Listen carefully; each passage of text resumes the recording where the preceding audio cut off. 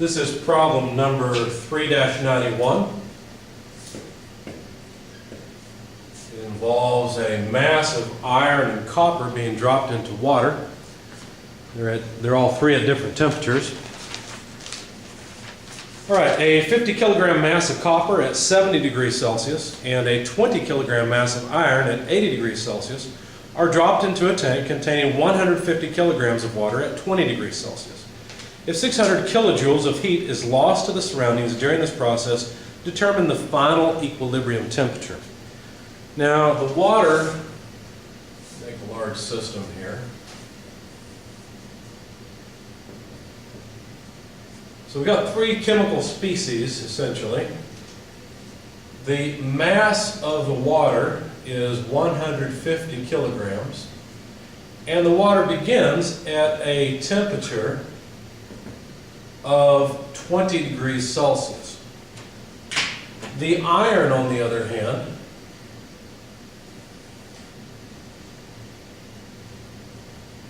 has a mass of 20 kilograms and has a temperature, need a little more space here, initially of 80 degrees Celsius.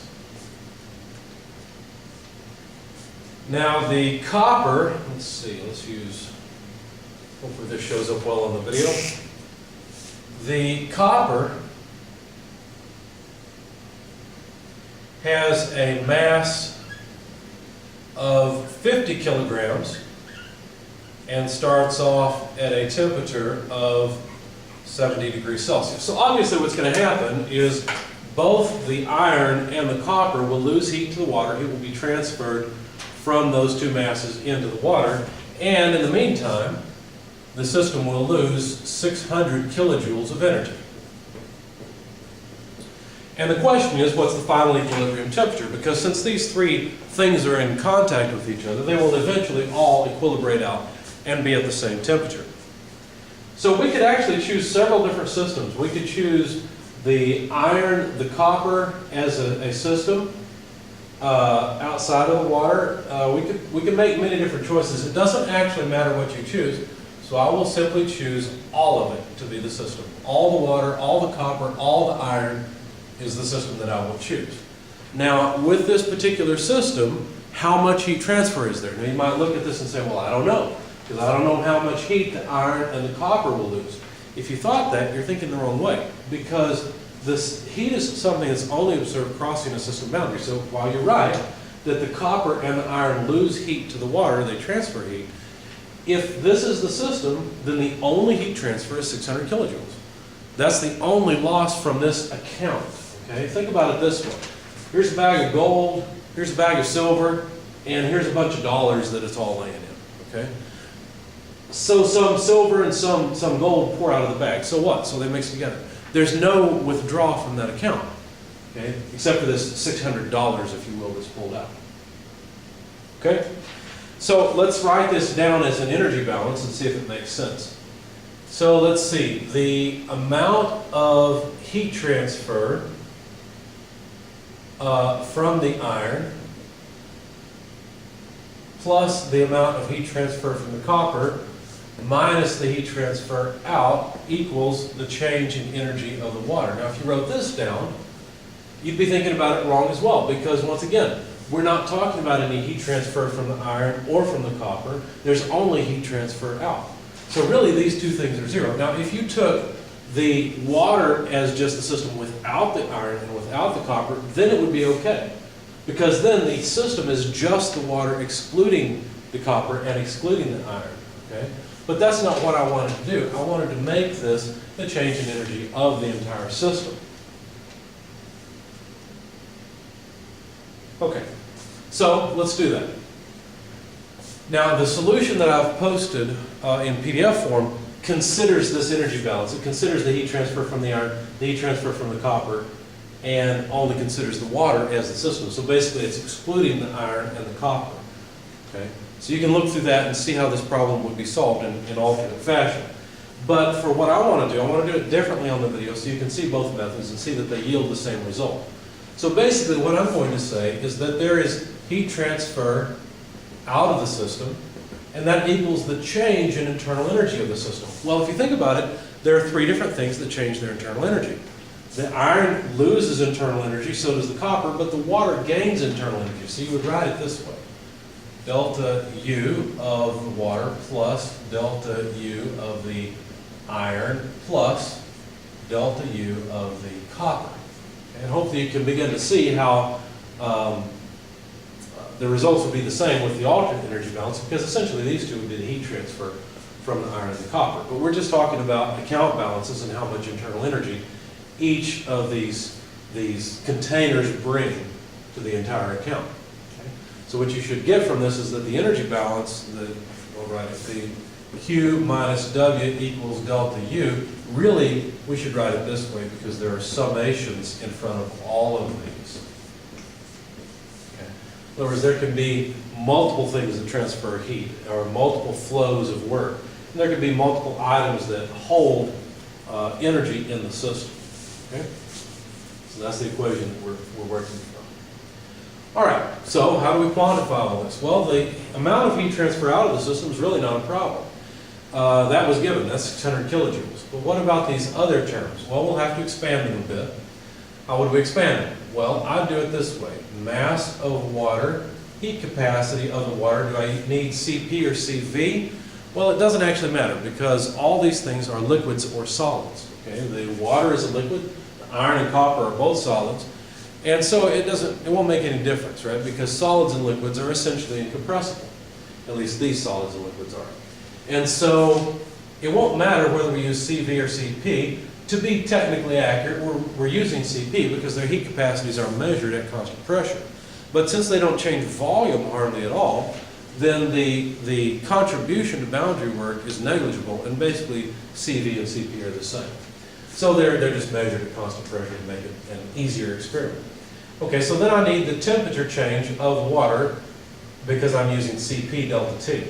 Now normally, delta U goes with CV, but like I said, for a solid or a liquid, these things are essentially the same. Okay, CP and CV are essentially the same. Delta U and delta H are essentially the same.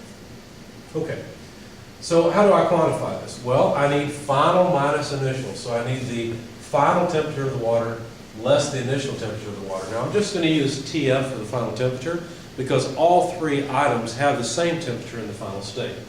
Now I have to continue, and I'm going to do that on the next line for the next term. So the change in internal energy of iron, simple. Mass of iron, heat capacity of the iron,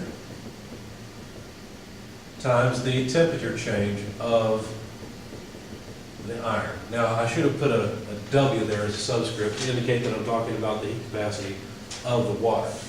Okay, the final term is the copper term, the mass of the copper multiplied by the heat capacity of the copper times the temperature change of the copper. Okay? Now the temperature we're interested in is the final temperature of all these things. And so what I really need to do is rearrange this equation to solve for that final temperature. Now generally the way I'll do that is by multiplying these terms out and then moving the constant terms, the initial temperature times the mass and heat capacity, to the other side. So let me do those two things in one step. And I'll start with the mass of water. This is going to be long, so let me go down here. Mass of water, heat capacity of water, multiplied by the initial temperature of the water. That takes care of this term. I like to check off terms as I go. It keeps me from making dumb mistakes. Plus, now I've already made, no, I'm okay. Move this to the other side, so the negative side became positive. So plus the mass of the iron times the heat capacity of the iron times the initial temperature of the iron, that takes care of this term, plus the mass of the copper times the heat capacity of the copper times the initial temperature of the copper, takes care of this term, minus Q out, takes care of this term. Okay? All that should be equal to what's left. What is left? Well, I've got mass of water, heat capacity of the water, final temperature, mass of iron, heat capacity of iron, final temperature. Same thing with the copper. So I'm going to factor out the final temperature. So TF multiplied by mass of water, heat capacity of water, plus mass of iron, heat capacity of iron, plus mass of copper times the heat capacity of the copper. Okay? Now, because I have a video here and a whiteboard, I'm going to cheat just a little bit. If you're taking notes, it's fine. You don't really need to, obviously. This is just an example problem. But notice what we've got. If I were to solve for the final temperature, what I would do is I would just take this term and divide the whole left-hand side of the equation by that term. Okay, well, we can do that. With the magic of the whiteboard, we'll just do it this way. So there's our final temperature equation. All I've done essentially is taken this, which was multiplying final temperature, and moved it to the denominator on the other side. Okay, now, something to point out here. This term down here at the bottom, this mass times heat capacity for all three, has a name. It's called the thermal mass. It's the thermal mass of the entire system. And regardless of which energy balance you go through, what form or what system you take, you will end up with this thermal mass. It will drop out because that's an important parameter. So finally, all we need to do is just plug in all the numbers into the equation, and we'll be done. I'm not going to write all of that out on the board. That's a lot of time wasted, I think, in the video. I don't want to waste your time. Let me just do one more thing. Let me write down what I used for the heat capacity of the water, the iron, and the copper. For the water, the heat capacity is 4.18, at least that's what I used, which is a pretty close heat capacity for the water. What you really should do is, after you've decided what heat capacity to use, and you figured out a final temperature, determine whether that heat capacity is still valid. At 20 degrees, this is close enough. The heat capacity of water doesn't change a lot with temperature, or at least liquid water. In any case, this is 4.18 kilojoules per kilogram per Kelvin. And like I said, I'll let you plug in all the numbers into the equation and see if you can get the result that I have. But the heat capacity of the copper that I used was 0.386 kilojoules per kilogram per Kelvin. Takes care of the copper. For the iron, the heat capacity of the iron that I used was 0.45 kilojoules per kilogram per Kelvin. Okay? So you'll have to plug in the heat capacity of water here and here. You have to plug in the heat capacity of the iron, or excuse me, of the copper here and here, and of the iron here and here, or here and here. And you'll have to be careful because you still have to plug in 600 kilojoules here. Now let's check and see if the units will work. Mass will have units of kilograms. Heat capacity will have units of kilojoules per kilogram per Kelvin. Temperature will have units of degrees Celsius. So is there a problem? We need to somehow convert. Well, no we don't, because essentially all these temperatures are temperature differences. So the difference in Kelvin is the same difference in Celsius. So in the numerator, and by the way, the denominator has units of mass times heat capacity anyway. So it's obvious to see that what we're left with here is just units of temperature in degrees Celsius. Now we have to be just a little bit careful because let's go back to the numerator before I crossed all that off and make sure that this kilojoule term will work. Well, let's see. In that case, the kilograms cross off, the degrees cross off, and we're just left with kilojoules. So each of these terms in the numerator just have units of kilojoules and add nicely to the heat transfer. Incidentally, the units in the bottom are just kilojoules per Kelvin, because once again the kilograms would cross off there, you have kilojoules per Kelvin. Okay, so plug all that in your calculator, make sure you get the same number that I got, but my final temperature is 21.38 degrees Celsius.